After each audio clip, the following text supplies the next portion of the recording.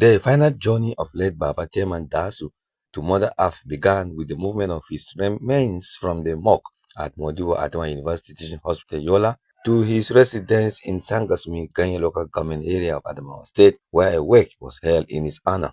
Family members, friends, and sympathizers gathered in large numbers to pay their last respects to the octogenarian who passed away last week at his country home in Ganye at the age of 89. The atmosphere at the wake was solemn yet reflective as speakers took turn to extol the virtues of late Baba Theman Dasu. They described him as a man of humility, compassion, and integrity whose life left a lasting impact on his community. Prayers were offered for the peaceful repose of his soul and for God to grant his family the strength to bear the irreparable loss. He's a peaceful person, very peaceful to the core. You cannot find him wanting in any way at all. Very peaceful man. I think in all of my life, I've never seen him shout or argue with anyone. That was how peaceful he was. And he always believed in God. The life that he has lived, and based on the people that he has raised and the lives he has impacted, I'm proud to say that my grandfather has lived a very wonderful life. And we all that are gathered here should take lessons from the life he has lived. For Baba, I would say the good overshadowed the bad. He was a peacekeeper.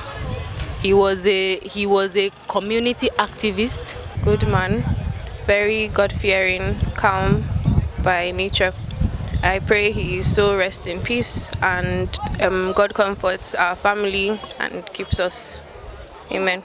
The funeral service was held at St. Mark Cathedral, Ganye, in a solemn mood.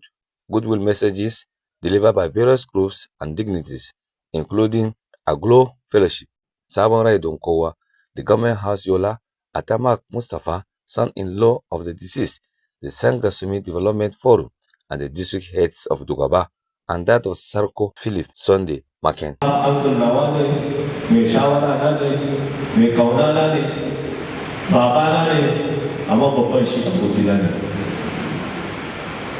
Baba was a man of very few words. Baba is always very, very articulate and focused. In his remarks, the Bishop of Bonatian Diocese, Right Reverend Solomon Nuhu, expressed gratitude to God for a life well spent by Baba Theman.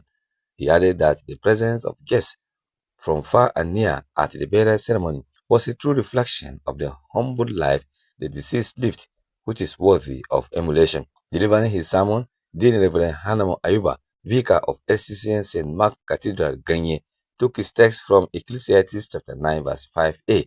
He reminded the congregation that the living must take heed, stating that man was placed by God with an instruction to obey.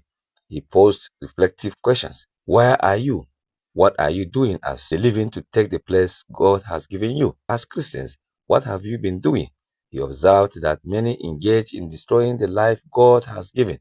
He further stressed that every person must give account of their deeds before God, urging all to remain truthful to themselves by staying away from sin, noting that life without Christ is worthless and vanity. He later prayed for the repose of the departed soul.